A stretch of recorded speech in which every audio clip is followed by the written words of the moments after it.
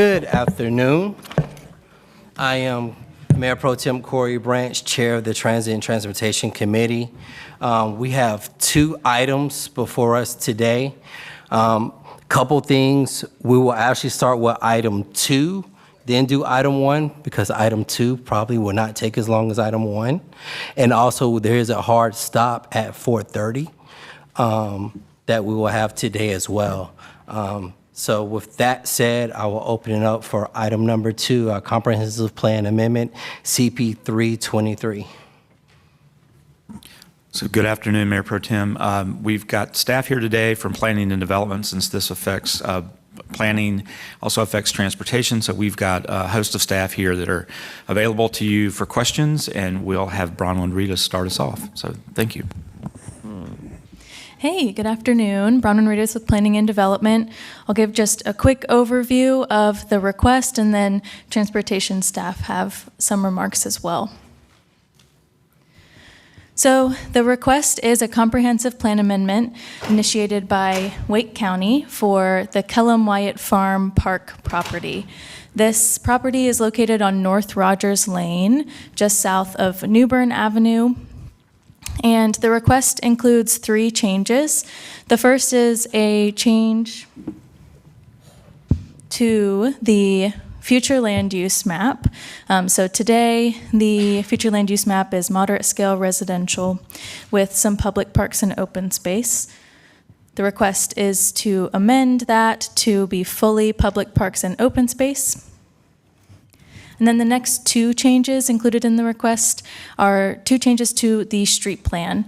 So the first is that today there is a proposed 2-lane undivided avenue that bisects the site connecting North Rogers Lane to New Hope Road to the west. The request is to remove that 2-lane undivided avenue. And then finally, the third request, which I think is the topic of main discussion today, is the redesignation of Rogers Lane from what it is designated today, which is a 4-lane divided avenue, to a 2-lane divided avenue.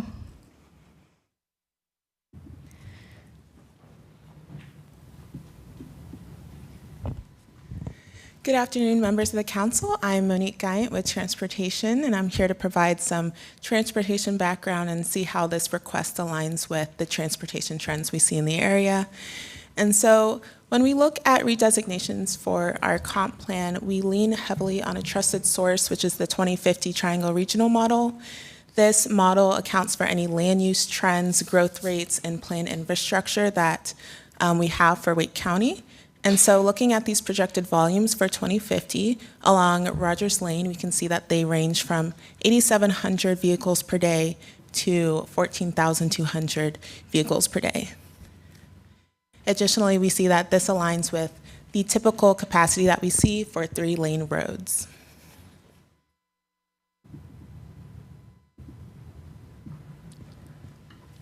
So here on the left, I have 2 pictures, or well, I have 2 pictures, but here on the left is a snippet from the 2050 Triangle Regional Model. It shows the projections that are found along Rogers Lane. We can see the site located up to the top of the picture, and along the frontage, we have about 8,700 vehicles per day projected, but as we move south along Rogers Lane, the projections range around 14,200. To the right is actually a chart of our general street capacity, and we can see that those ranges align with the 3-lane street section, which is typically a 1 lane in each direction and then a median or center turn lane.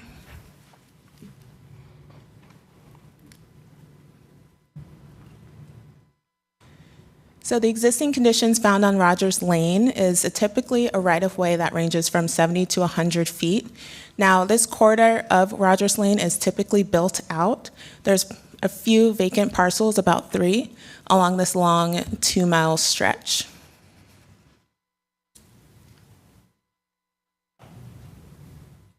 With this redesignation to an Avenue 2-lane divided, there are actually some safety improvements that we get. With this redesignation, there's a supported mix of transportation uses. It supports commercial, it supports passenger vehicles, in addition to pedestrians and bicyclists.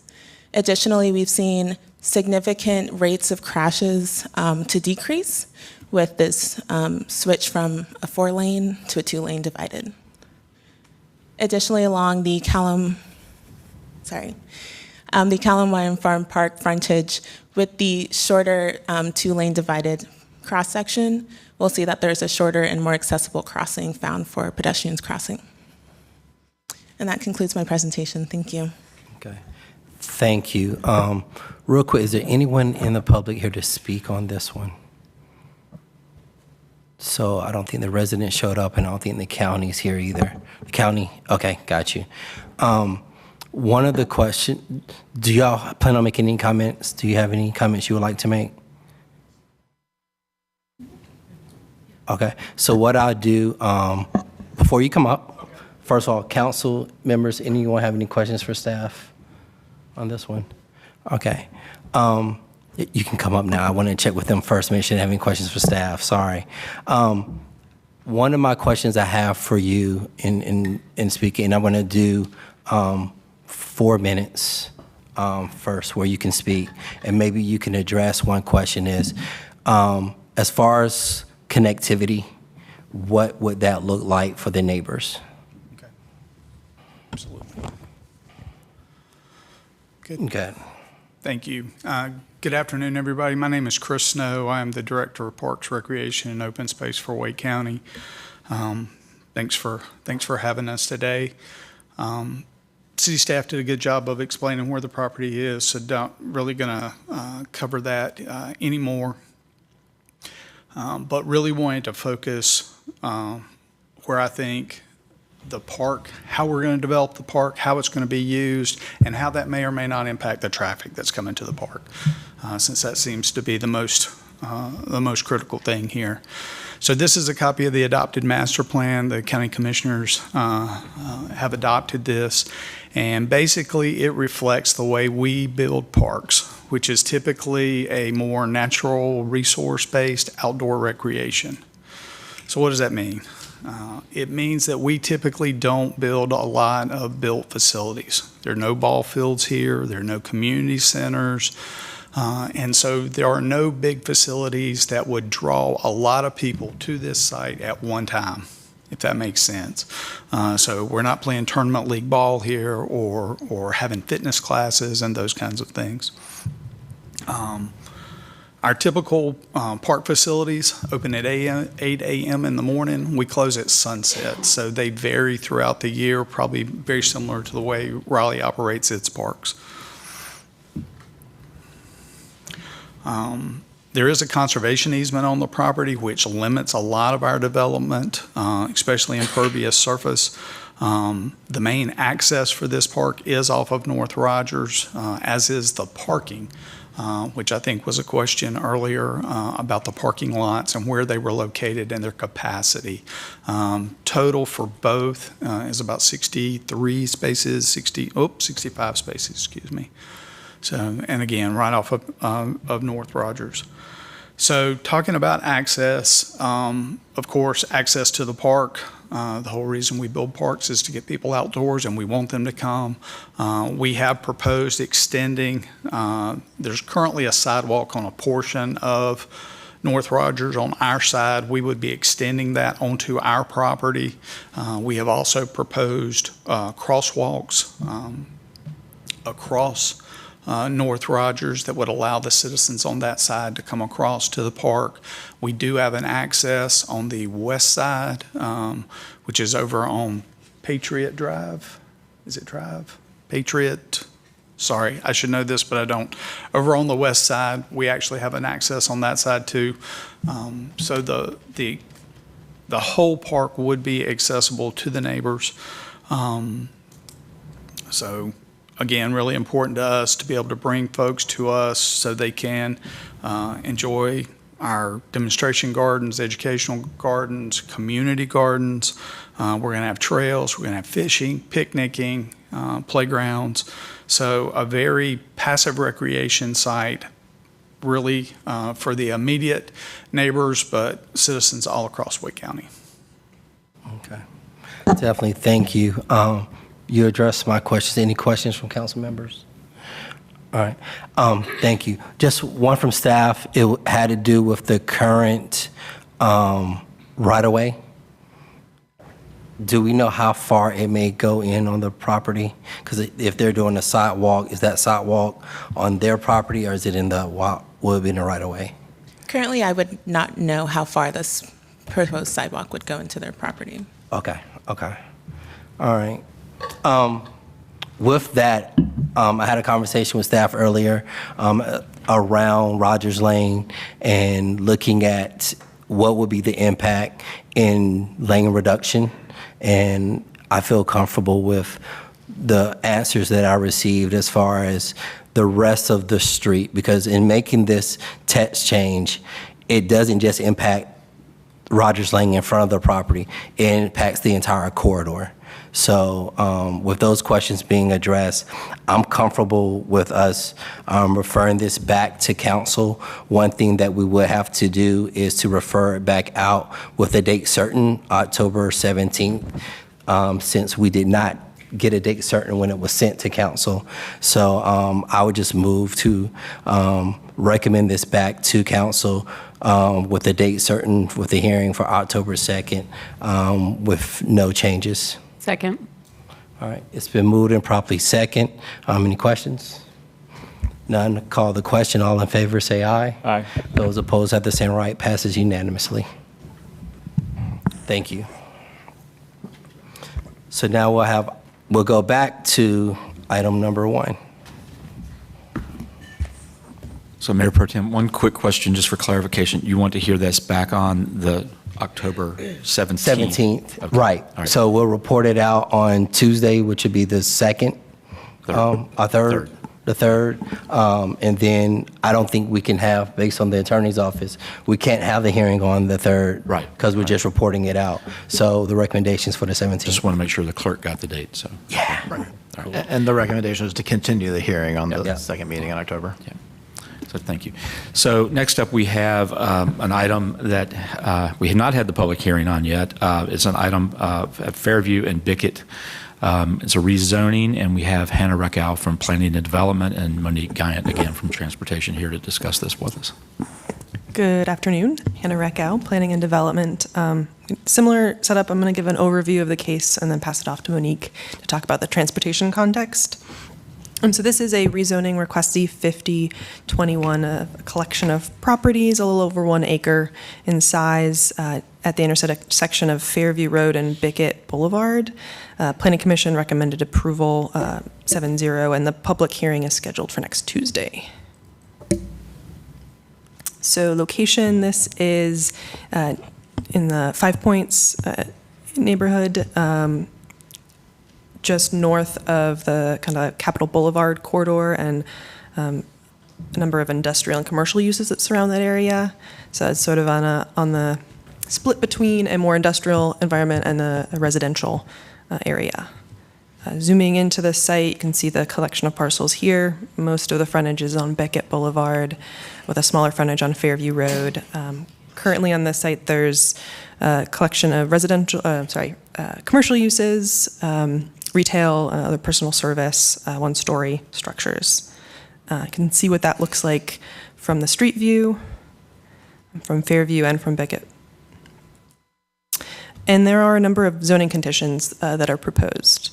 They are looking to limit height beyond the 4-story district that's requested, prohibiting some land uses within the NX district, committing to a bike share station to be installed on the site, specifying use of brick on the building facade, a cap on all commercial uses together, no more than 20,000 square feet, a cap on number of residential units of 48, committing to outdoor seating along the frontages, limiting hours of operation and outdoor illuminated signs, restricting truck deliveries to the commercial uses, just to the Fairview Road access, Also capping or limiting the time that outdoor amplified music could be used on the site, including a sound wall and the parking decks along the frontages, and more specification about kind of parking access for the different uses. And then a series of conditions specifying transportation improvements around the site. So improvements to the intersection of Greenwood Street and to the north, making those sort of a 90-degree angle, what is now kind of a sloped, almost slip lane, and specifying no parking between the building and the street, except for what is mentioned in a condition 17, and lining up the residential parking access with Greenwood Street, installing a painted crosswalk, committing to parallel parking spaces along the Bickett Boulevard frontage, committing to a painted bike lane on Fairview Road. I'll note on that one, condition 18 would really only be realized if development came through that wasn't a Tier 3 site plan. If a Tier 3 site plan came in, they would be required to build to the city's current standard, which is behind the curb bike lane. And then committing to at least one street-facing pedestrian entrance for the residential use on Bickett, and building build to of 12 feet, so bringing the building closer to the street. So that's the summary of the case as it stands, and I will pass it off to Monique. Good afternoon again. I'm Monique Guyant with Transportation. I failed to mention this earlier, but I'm also joined by Sean Driscoll. He is our Vision Zero Program Manager. And additionally, Matthew Currier here is our Parking Manager. So if you have any questions related to safety and parking, they're also here to answer your questions. So to note the existing conditions for traffic near Z5021, the site has frontage along Fairview Road, which has about 1,100 vehicles per day. In addition, there are about 4 neighboring streets: Bickett Boulevard, Hanover Street, Cherokee Drive, and Greenwood Street. For these neighborhood streets, the vehicles per day vary from 170 vehicles per day to 520 vehicles per day. For all these neighboring streets, all of them have an 85th percentile speed that is at or below the posted speed limit, which pretty much means that 85% of drivers are driving below or at or below the posted speed. There is an exception to this with Fairview. About 85% of drivers are driving around 26.5 miles per hour.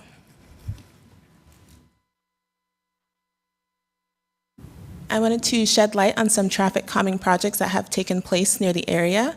In 2019, there was a traffic calming project along Fairview Road, which added speed bumps in the area.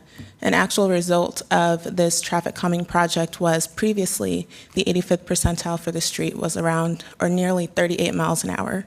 And then after this traffic calming project, it has been reduced to the 26.2 miles an hour.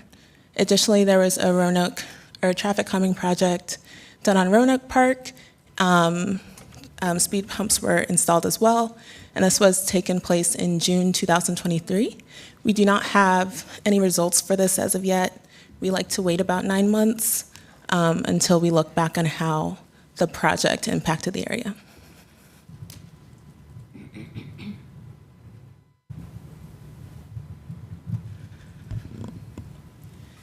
So since this project was seen in Planning Commission, there have been some updates taken by our traffic engineering group for this area.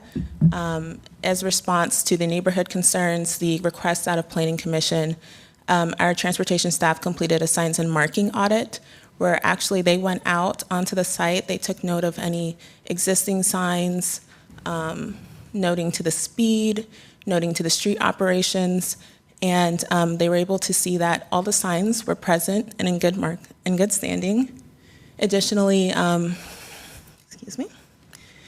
they did make a work order for some stop bars that they saw it was an opportunity to reinforce the street operations that were present on Greenwood Street and Cherokee Drive. Since this was seen in Planning Commission, in a few weeks' time, our team was able to go out and get that marking in the ground. And that concludes my presentation. Thank you. Any questions from counselors?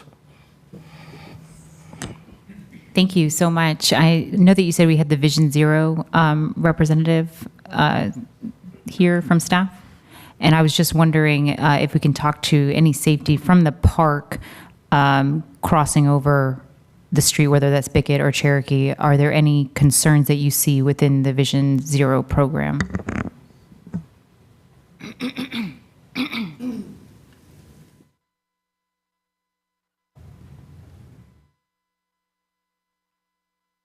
Good afternoon, Sean Driscoll, Vision Zero Program Manager. We can look through this area again. Currently, we do not have any projects planned within this immediate area around this development. Most of our projects within this area have encompassed around Underwood Elementary, like the four-way stop on scales, the crosswalk we installed in front of the school, and of course the 5-point study we're working on closing out. But as this project moves into like an SPR, as a site permitting review, and has a design, development services will work with us to ensure there's safety improvements that will be completed by the developer for the property that they're on. And then simultaneously, we'll also look around the surrounding neighborhood to see if there are any other improvements that need to be made. Awesome. So just to clarify for my mind, what you're saying is that you haven't looked at it yet because it hasn't gone into site review plan. So when you do that, you will be able to see, and if there are issues at that point, you would adjust that?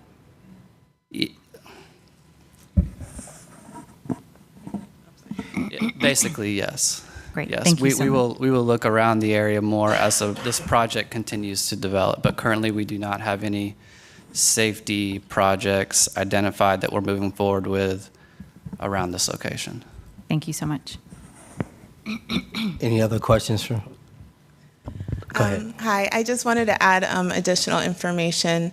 And as transportation staff did review a traffic letter, and it noted in this traffic letter, and this was completed by the applicant, and the staff reviewed it. Through the recommendations to the letter, we did find that the proposed zoning conditions, such as realigning Greenwood Street to the proposed driveway along with Bickett Boulevard, installing a crosswalk, those supported safety and pedestrian improvements. I was going to wait to ask this or talk about it, but you sort of mentioned it. I was over there this afternoon, and the current built environment, there's a lot of curb cuts there, and it's parking lining the entire front of the existing retail establishments. And I'm interested to hear a little bit more from the applicant of what they may have planned. I do know that from some of the emails we've received, some of the neighborhood concerns are vehicular access on Bickett. But I am curious from a Vision Zero standpoint, if the proposed changes to the built environment, if staff's opinion that would become safer or less safe, if you can opine. Because I was surprised by the number of curb cuts and parking spaces right along Bickett right now in the existing built environment. Okay, I will bring up Sean Driscoll to answer this question for you. Or just Yeah. So, Bradley Kimball, Transportation. And Sean's welcome to speak to it as well. The latest version of site plan we've seen does show closing the majority of those access points. I do believe once we get into preliminary, the applicant may choose to pursue 2 access points total, one on Bickett and one on Fairview, which has been the latest version of the plan that we've seen at staff. Mm-hmm. But they may choose to remove one of those. But all of the, because right now basically it's just lined with parking spots. Correct. That will go away with any proposed redevelopment. And instead it's like a bike lane, sidewalks, and outdoor dining. So Fairview is an avenue. Right. I'm talking about on Bickett. Bickett. But Bickett is a neighborhood street which would have on-street parking. And their site plan would be able to reflect that. But not parking right in front of the retail establishment. Right now, there's parking right in front of the retail establishment. So basically, that entire side of Bickett is a parking is a parking lot. And during plan review, we would work with them on applying the frontage and the cross-section, which as a residential street, Bickett would be able to have on-street parking.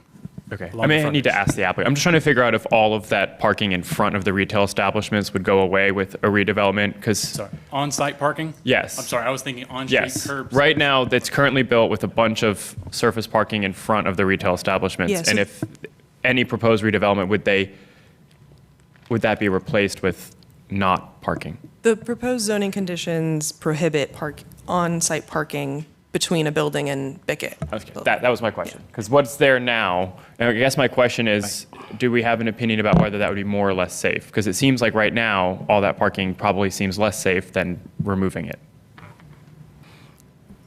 Thank you for that clarity. Fewer access points would mean fewer breaks in the sidewalk, so more continuity of sidewalk would be a safer condition for pedestrians. And also, just so everyone, council's aware, in the backup, there's a couple diagrams of how they had planned on making some changes. It's on page 36. If anyone wants to look there, there are some tentative diagrams in the backup material. How many people are here with the intent to speak? Either for or against?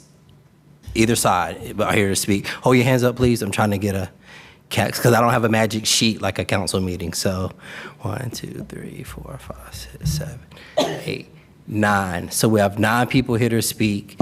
How many are here to speak for that? As far as the applicant? So 2. Okay, how many in the community are here to speak in support? And how many to speak in opposition? Okay. All right, I'm doing quick math in my head. So what I'm going to do is, I'm trying to think.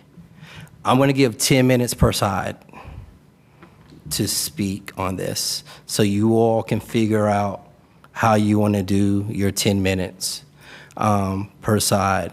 Also, this case has not had its public hearing yet.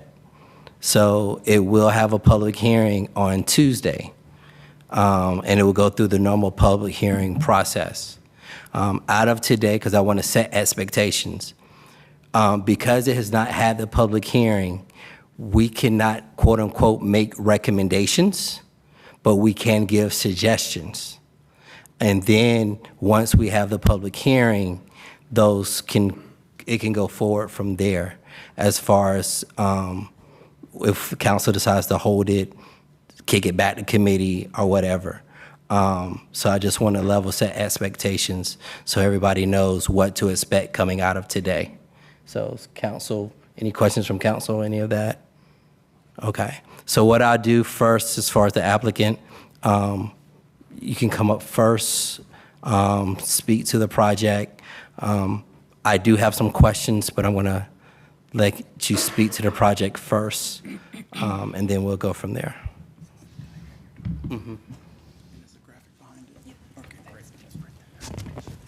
Good afternoon, members of the council. Charles Walker, 275 North Pea Ridge Road in Pittsburgh, North Carolina. I am representing the current owners of the property, the Beverleys. I understand this meeting is going to be mostly about traffic, and that's fine. We have Reinhold Stevenson from Ramey Kemp, who is the traffic engineer for the project. But I do want to give you a couple of little bits of information so we can keep it in context. This piece of land was annexed into the city in the 1920s. It has had continuous, and I want to put an underline on that, it has had continuous non-residential use since the 50s. So it's been in some form of business for over 70 years. So what is happening now, the Beverleys want to sell this property. They want to contribute to the mixed-use development possibilities of the city. They also want to contribute to the affordable housing of the city.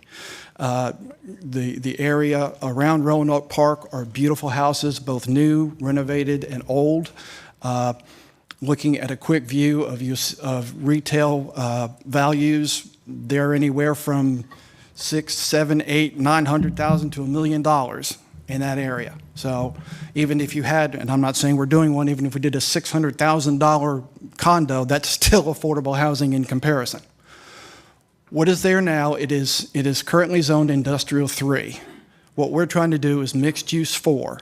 And the reason why we're doing mixed use 4 is because one of the levels is going to be below grade of Bickett.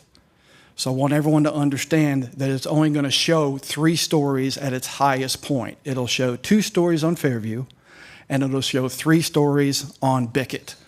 If you look at the graphics that are in front of you, you'll see where our proposal is to have the retail space. All is going to be, for the most part, is going to be on Fairview with a wraparound to Bickett. Then you see the first floor with the driveway access from Fairview into the parking lot that's behind the commercial use. There is no connection to the retail deck, which is above it. What we have currently designed is all of the commercial use. If you're coming in your car, we'll use the Fairview Road access. If you are a resident or future resident of this complex, you will use a single driveway that will be card protected on Bickett. So as Councilor Milton had mentioned, all of those parking spaces that are on Bickett now will go away. There will be one controlled entrance into what will be the second level of the deck structurally, but it'll be one deck on Bickett and one deck on Fairview. We are purporting to not only take out those parking spaces, we are proposing to do road improvements on Bickett and Greenwood. We are going to straighten out Greenwood and create a 4-sided intersection with Greenwood, Bickett, and the entrance into the residential parking deck. So it'll be a 4-legged intersection situation opposed to what is there now. We are also purporting to do sidewalks and crosswalks as part of that improvement. And Ronald will get into the details of that when he's asked questions. Finally, there will be a single row of pull-off parallel parking spaces on Bickett.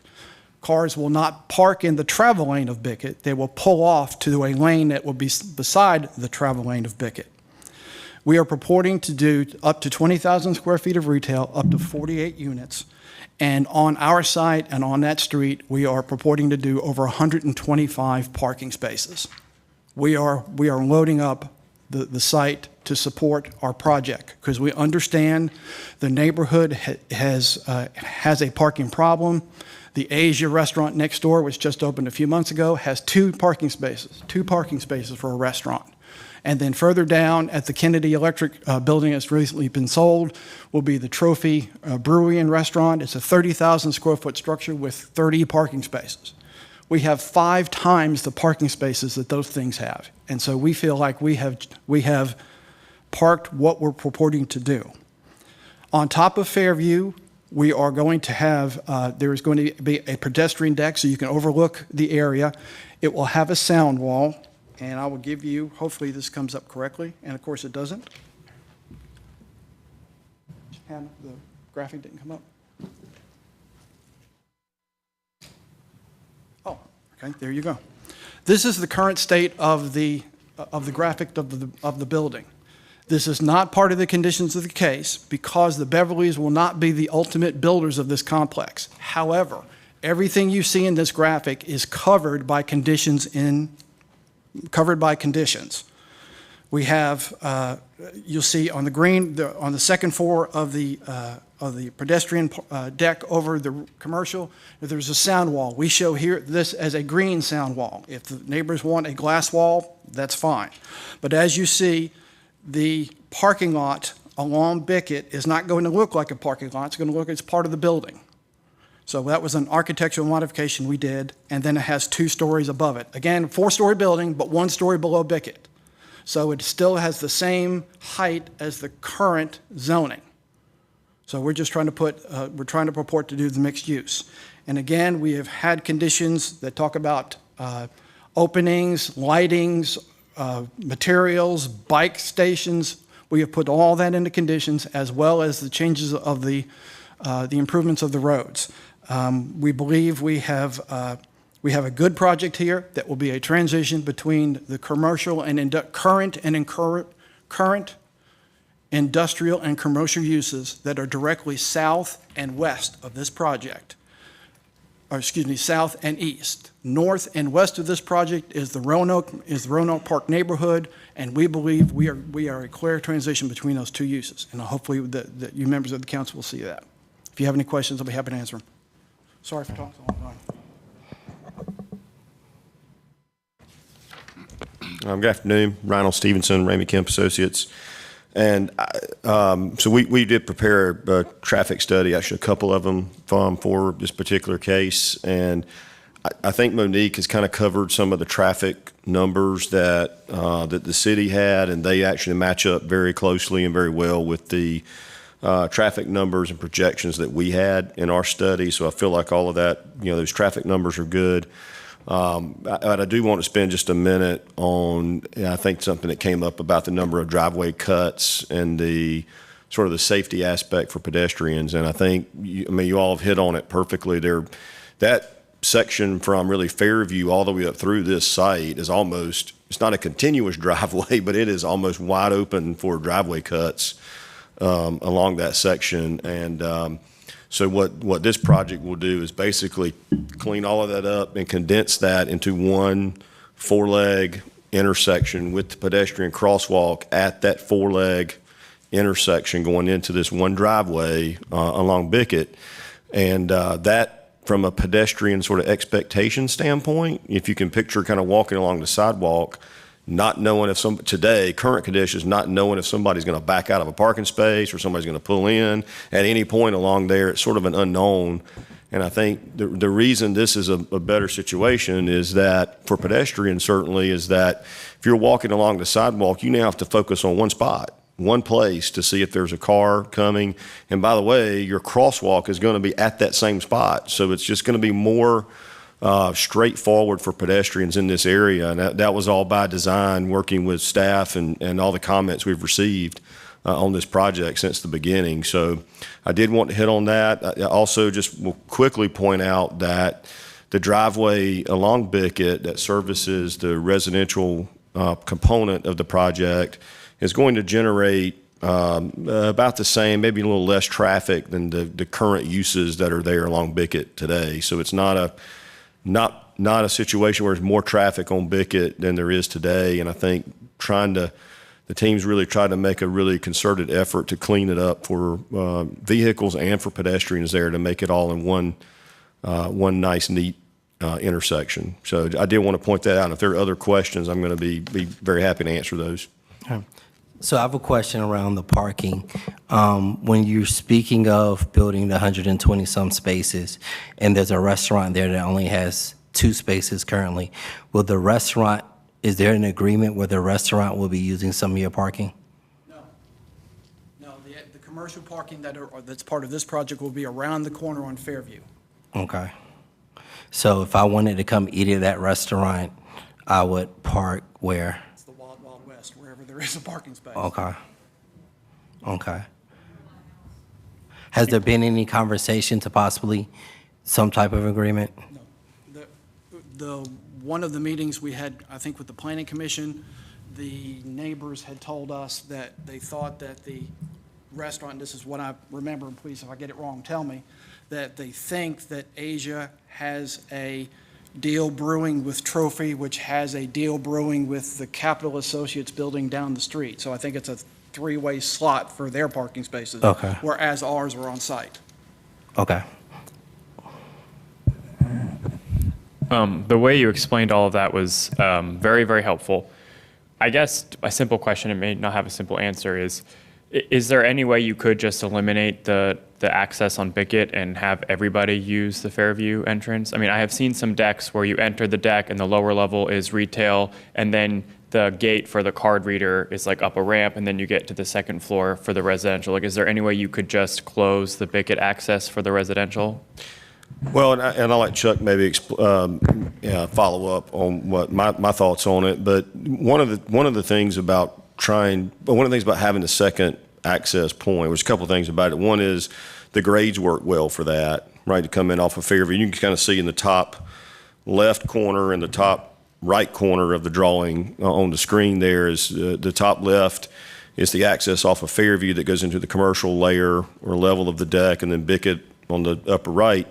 But I think what you heard Monique say, and in our study with the traffic volume, there's more traffic on Fairview than any of the other roads right in this area. So we were trying to keep some of that traffic off of Fairview when we're having to slow down and go into the deck and that kind of thing. So they could come around and up off of Bickett and come in off of the street that is a little lighter traveled in terms of vehicles.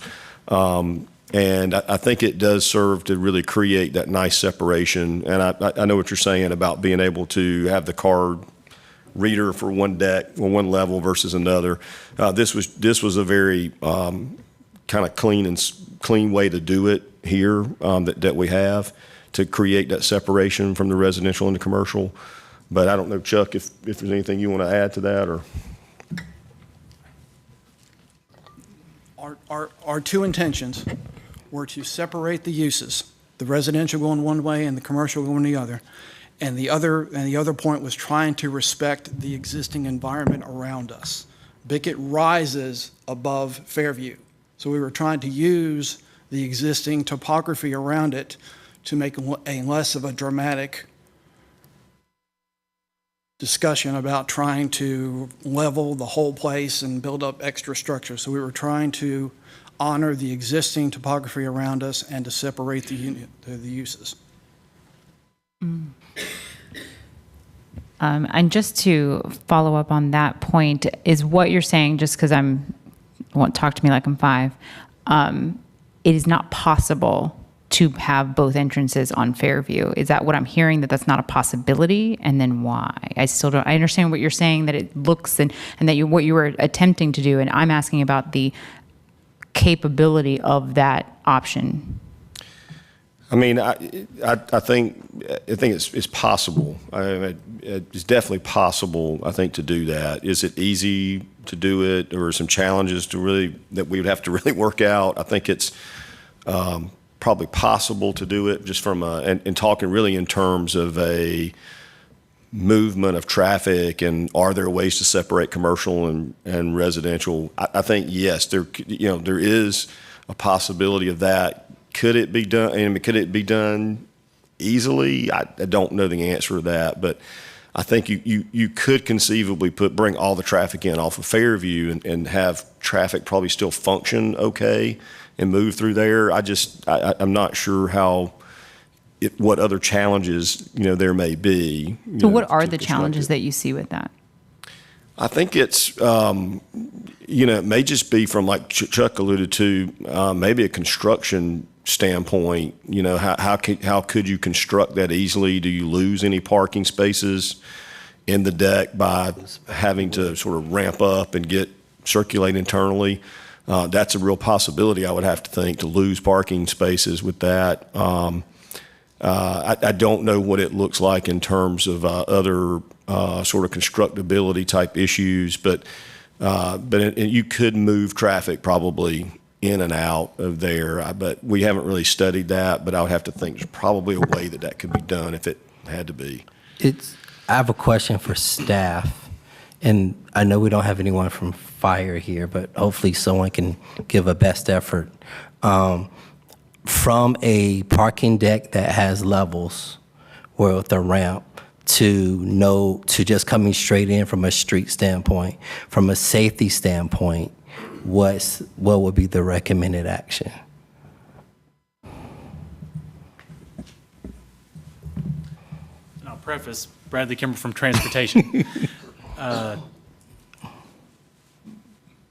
My belief would be fire would want multiple points of egress and ingress.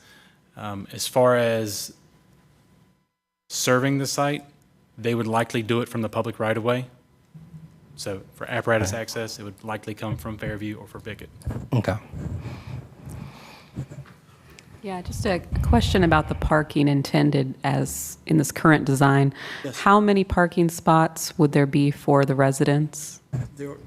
Currently, it's designed to have 60 spaces on each level, 60 for the residential, 60 for the commercial. Okay, and so Yep. there's 48 units. Up to 48, yes. Up to 48, and then 60 parking spaces. And is that a condition? And apologies if I missed it. Or is that just your idea? The condition of the maximum number of units, In terms of the number of parking spaces, like, would that be required to have 60, or that's just your idea for now? At one of the last meetings, I think Ms. Carroll asked us to put in that as a condition, and we can sure do that. The other thing with the two access points, I've been doing this 40 years, and everyone tells me, dispersal of traffic. And so if everything goes on to Fairview, and Ronald can confirm this with me, if there are 6 cars trying to turn left onto Fairview, Bickett is shut down. Mm-hmm. And I think I just saw also staff perhaps might have a thought on the parking requirement. Could you tell me, if there's no condition here, what is required? Well, we have a no parking minimum. There's no parking minimum, so they could.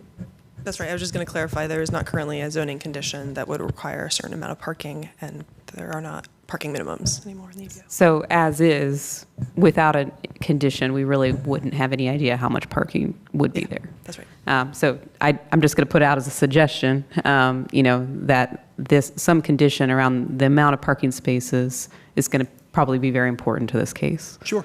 Right. Real quick, because I have a question for staff real quick. If we move all traffic to Fairview, what improvements would have to take place? Would there have to be anything extra necessarily done to Fairview and to address all traffic coming in off of Fairview? Good afternoon, Monique Guyant with Transportation. That was not included in the traffic study. We don't have information on that. So if come the time of site plan, we would narrow down the access points and use that to base that study off of. Okay. So if they were to, and I'm just thinking long-term, hypothetical here, if they were conditioning no access off Bickett, everything's off of Fairview, then it goes through site plan and there's an issue, then they would have to go to what, Board of Adjustments, or would they have to come back to City Council? I do not know this question, possibly. Do you understand my question, Michael? There were a zoning condition that said no access is allowed off of Bickett, and they found they needed that, they would have to come back and rezone. They have to come back to council? Okay. Yeah. Okay. A couple other things. Councilmember Harrison raised a good point. When we talk about requiring parking, I start to get itchy because I think it's a poor way to build the city, but in this particular instance, I think it is very important. And I think that there's actually an opportunity for a redevelopment here to make a measurable improvement on the area, because right now all of that parking is curb cuts lining Bickett Boulevard. And I think there's probably 10 or 15 spaces for all of the retail there. And if you're proposing 60 for the retail level, I mean, that's 4 times as much. And I do think if we could get that as a condition, that may help alleviate some of the spillover traffic parking in the area. And, I don't know, just throwing this out there because we're in committee and we can talk, have you considered a condition that a portion of the retail parking could be available to the public? I mean, if the retail spaces now have such a few number of them and you're putting 60 in, I would think you could, reserve 30 of them for your retail tenants and maybe 30 for first come, first served public parking. And that may also be a signal of goodwill for the neighborhood as well with some of the other establishments. But I'm just thinking out loud on that.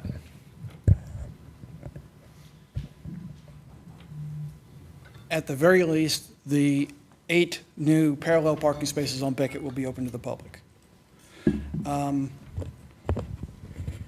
We have spent a lot of time with the neighbors telling us they're worried that we didn't have enough parking spaces for the commercial as it was, even though we are back in the 1900s when we had parking regulations. It was 1 space per 350 square feet of retail use. So we have 20,000 at 350. That is only 30, and we have over 60. So I'm saying, did you make So some of it public? at one time, the council, at the planning commission, and correct me if I'm wrong, transportation people were talking about possible parking stickers for the neighborhood. I don't know if that got off the ground at all. Well, I'm not really worried about the neighbor.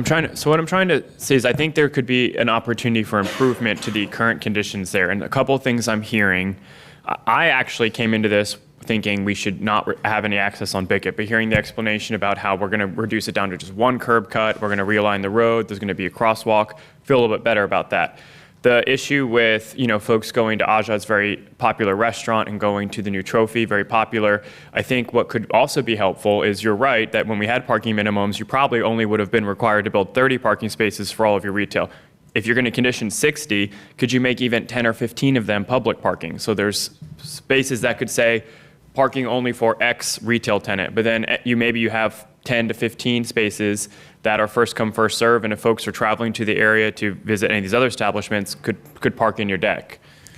We could sure take a look at doing that. The reason why I was asking about the parking passes that were discussed for the neighborhood at one time. Right. If we could set it up that the parking space behind the commercial was set up for commercial use only and people with a parking pass. Okay.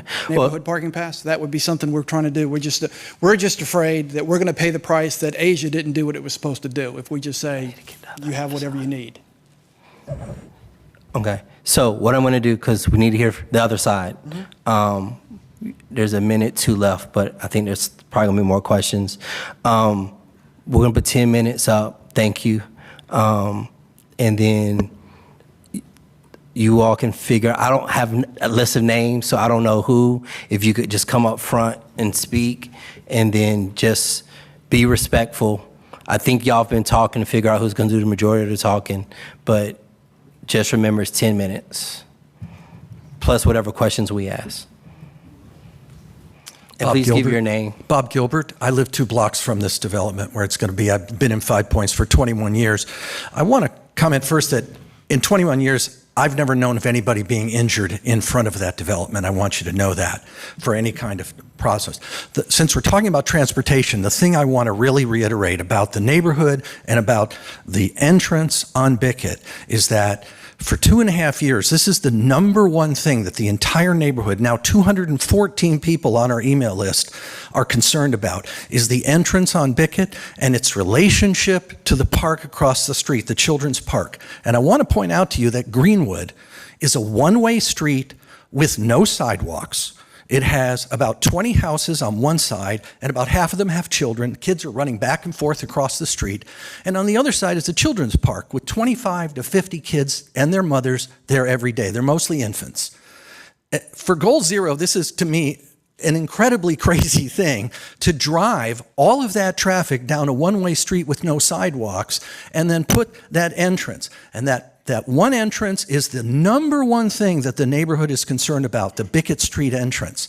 I also want to point out, and I'll stop after this, under IX3, they can build 29 residences right now. Under NX4, they can do 48. We're concerned about, every time we've gone back to Chuck and talked to them about this, they say we can't change this. I believe the processes that you brought up are achievable, and we could integrate so that we have all of it coming in on Fairview. That's enough for me. Thanks a lot.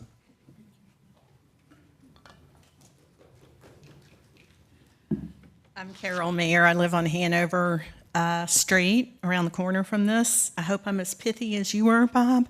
I have a number of points I wanted to make. First of all, I really want to emphasize Roanoke Park, as Bob just did. The city's overview really didn't call out, but the park is our number one concern, and the safety of the kids and all the pedestrians around that. That's our top concern. And everything that drives risk into that is the number of units that result in a number of cars, 48 units, probably 2-bedroom, 96 cars, and also 20,000 square feet, right, of retail and office. The number of parking spaces we contested on the last versions of the application, the number was taken out. I would support you to encourage to condition something back in at a greater level. One thing I need to make clear, the neighborhood with 200 and something people who've been engaged in this for over 2 years, we're not opposed to going from IX to NX at all. We're opposed to the definition of this particular project. And as Bob said, the number one concern is putting traffic coming right beside the park and going into the parking deck there. That's our number one concern and our number one ask. So again, we're not opposed to the rezoning. We're opposed to the application of some of these specific conditions and things that are not conditioned. I want to point out in the application itself, there are a few inconsistencies. We are not R6, which allows 3 stories. We are R10, and we have an NCOD that limits us to 2 stories. This project is right on the border of the entire 5 Points Roanoke Park neighborhood, and directly across the street is this property. What's there now, and Mr. Melton, this is something for you to consider when you're talking about the parking, there's 5 what I call micro businesses. It's a dog groomer, it's an art studio, it's a kid's art class. It's not big business. And one of the flaws in the application process is that traffic report that was done. It was not a true TIA. The traffic report, per the methodology as I understand it, has to pick what's the highest use in the current definition. And what was chosen was shopping center. And that took our little 5 micro businesses with a handful of customers every day to the definition of a shopping center. And when you apply all that, the outcome was stated that it reduces, this project would reduce trips by 400 trips per day. That is totally illogical, even though it might be the correct application of the methodology. Taking 5 micro businesses and replacing it with 48 units and 20,000 square feet is going to drive traffic enormously into the neighborhood, especially Fairview and Bickett. Hugely. We don't have those numbers. Also, there's no BRT planned for Fairview there. It's pretty illogical. It's not on the plans right now. And more importantly, it's also not consistent with the future land use map. So I'm not quite sure how that got through the Planning Commission there. What we would ask of you, and I really appreciate you letting us speak today, there are a couple things, and you have them in the emails you've been receiving from the neighbors. So number one is get that entrance off of Bickett. That we are so concerned about kids being hit by cars that are going there. Number 2 is reducing the overall size, and that's a very strong number 2. 48 units and 20,000 square feet, if that were just to come down with the resulting reduction in traffic, we would probably have a really good agreement, but it's too big for the neighborhood. That park, as many of you know, you've been there, that is one of the most popular parks around. Little tiny kids are there. It's a neighborhood park. We also have people coming in from other neighborhoods there. It's very popular, and it's pretty populated throughout the day. So one of the concerns is, let's say an ice cream shop, a soda shop, something goes in the retail, the kids at the park go, hey, let's go get a soda, and run across the street, not taking the time to go to the proposed crosswalks. We originally were very concerned about having the parking lot at Bickett. There are a number of very expensive homes directly across the street. They would be looking at a parking lot. I understand from the applicant today that they've made some arrangements to make that look more like the building itself and not a parking lot. So that is a plus. And we would also ask for city support in evaluating what needs to be done for traffic and pedestrian safety. So the applicant has proposed that 4-way stop on Bickett right at the entrance to the parking deck. I don't know if that improves safety or not. We need an expert to tell us. And we would also ask for city support on evaluating this giant intersection at Fairview. If you've been there, it's this very, very wide intersection, and people cross over to go to the park, and they would go to the retail. So we would ask for your help in helping evaluate what would be the right solutions for that. And one more quick thing, the BPAC committee, we took this to them about 2 months ago, I think, so they're aware of it.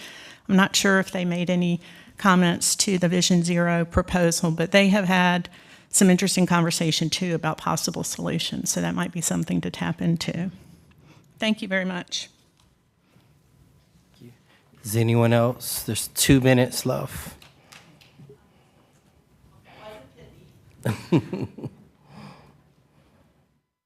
Hi, thank you so much for having us. Hi, Councilwoman Jones. My name is Sarah Ford-Noor. I live on Bickett. I'd just like to first dispense with the pretense that this has anything to do with affordable housing, and I think it's really offensive for the applicant to bring that up every time. That has nothing to do with this. I feel strongly, as do our neighbors, that however many units they have, there need to be 2 parking spaces in their building per unit. Obviously, these are 2-bedroom units. The people who live there are going to have 2 cars. And the way they have it now, with 96 cars and 60 units, there are going to be 36 cars looking for parking every night on the streets of the neighborhood that are already quite crowded. Many neighbors have to park on the street because this is an old neighborhood and there aren't garages and driveways for every home. So that's a significant issue. And then also just, I would reiterate, like everyone does, the safety concerns around the park. This is one of the reasons I love living there, is because this is a place where you can have free-range kids and let your kids go to the park and feel safe about that. And I appreciate the concerns you raised, Mr. Milton, but because these are micro businesses, we just haven't, I mean, these are sleepy. These are like one person owns the business and you take your dog there for her to groom your dog. Yeah, so it's just not a lot of traffic, and we're worried about the kids. This is a community park. I think foot by foot, it's got to be one of the most used parks in the city, and we don't want to see that endangered. Thank you so much for letting us speak here today. 51 seconds. 51.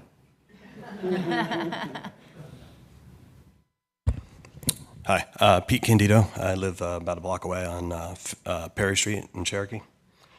Most of my points have been covered, so I won't reiterate. But I did want to hammer on the sort of the optics of eliminating all those open curbs. I mean, there are 0 concerns among the neighbors today about the number of spots there. I mean, you could be down at that park for 2 hours and not see a car come in or go out of those spots, right? Like when you come down Greenwood and you come to the stop and turn right. I mean, I've lived there for 7 years. Maybe once or twice I've had to let a car go by before I'm able to turn right. And so some of the other comments too about coming up Fairview and having someone behind you making it dangerous to turn. I drive on Fairview every day. And I never have a concern that there's some truck or aggressive, neighbor that's coming up behind me. It's just that traffic today, as it's sort of been portrayed a couple times, does not exist. Okay. Thanks. Thank you. I have a question for staff real quick about this retail. I see the existing retail, what's allowed, mats. Do we know how much square foot is actually being utilized currently there between those businesses? Or do you know? It's around 11,000 square feet. So all of that is about 11,000? Yes. Okay. It's there now. Two points I just want to mention. One of which, this proposal is in fact included in the BRT study. It absolutely is. I think it's station number 5, if I remember correctly. And then the second thing, calling what we're trying to do affordable housing, that is completely accurate. We're not talking about Section 8 affordable housing. We're not talking about sustained housing. What affordable housing means, one of the definitions of affordable housing is housing that is less expensive than what's around it. In that context, we're purporting to do affordable housing. Okay, thank you. Can I ask a question really quick of that? Go ahead. What is it going to rent for? We don't know yet because we haven't built the building yet. I mean, So how do you know even it's if we had apartments that rented for $1,500 a month, I would gather it would probably be less than most of the mortgages in that neighborhood. For purposes, are we bringing it back to the table now? Yeah. For purposes setting some direction, I know that we haven't had the public hearing yet, but what I will say is, and it pains me to say this, I do think you need to add a condition about the parking spaces. I personally would not prefer 2 per unit because it's a lot of parking, but I think what you've put in these diagrams, 60 for the retail, 60 for the residential, that's probably a decent amount. I would like to see if you could get creative and close the bigot access. I think that's really important to the neighborhood.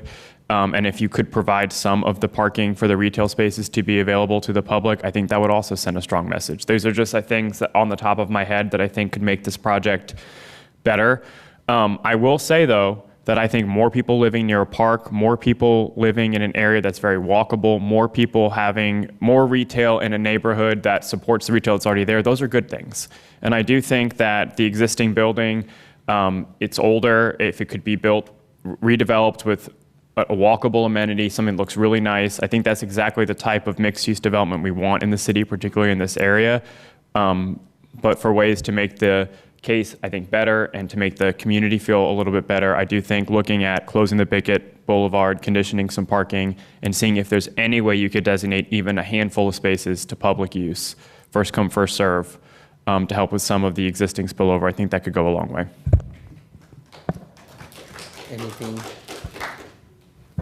So a couple of things I want to touch. One, this has probably, a point was brought up by the community, but I think it has less to do with this case than long-term. It's just looking at that Fairview intersection, even where Cherokee comes out at, and see what improvements may need to be made regardless of if this development happens or doesn't happen. Because, you know, it is like it's a mini 5 Points, near 5 Points. I mean, you know, when you look at it and everything. So that would be my takeaway for staff, if we could definitely go back and look at that and maybe get an update in the manager's report or something. I wrote down as no entrance to Beckett, I'm hearing reduce the number of units. And if we reduce the number of units, then I don't think we need to add more spaces. I don't know what the math is, but that is, I know, an ask.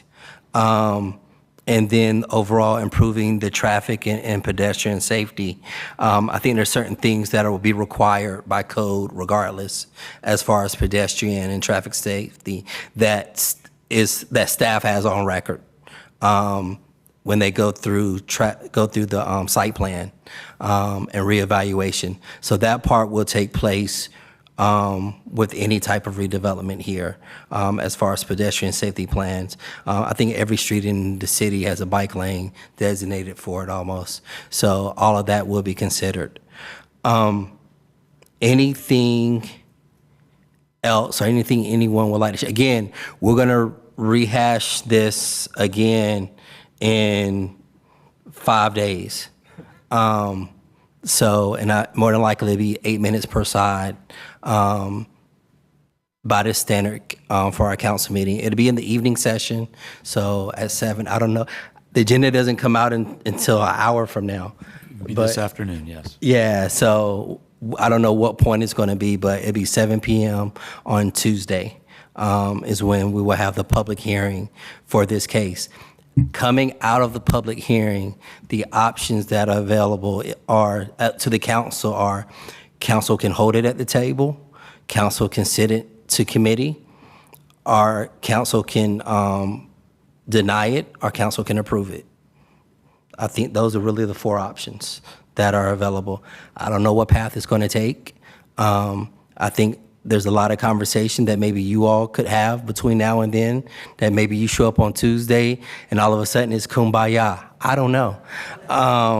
But I think more conversation is needed amongst you all. And I appreciate the civility that at least I've seen here today in your conversation. Because I know it's very emotional, but there's still civility, and that matters on how we improve our city overall. So that's where we are right now.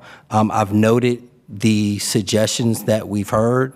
I've noted also from the applicant the reasoning of why using Beckett and separating the traffic. And those are some things to consider as well as we're coming out looking at Fairview Road. Because now you've got 60 parking spaces, you're now putting 120 parking spaces coming in straight off of Fairview. What's that traffic impact? And that's something that maybe if staff can be somewhat prepared for on Tuesday, I think that would be helpful as well. With that said, anything else from council members? Do we need to refer this out with no recommendation? That would be the recommendation. I just want to thank everyone for being here and being involved, and yeah, I agree with the suggestions made thus far. So moved. It's been moved. Is there a second? Second. It's been moved and properly second that we refer this out with no recommendation, and we will have more conversation on Tuesday. Again, thank you all for coming out. Thank you for your participation, and we will see you all on Tuesday night. We got to vote, don't we? All in favor, say aye. Aye. All right, motion passed unanimously, correct? All right. There's nothing else on the agenda. We are now adjourned.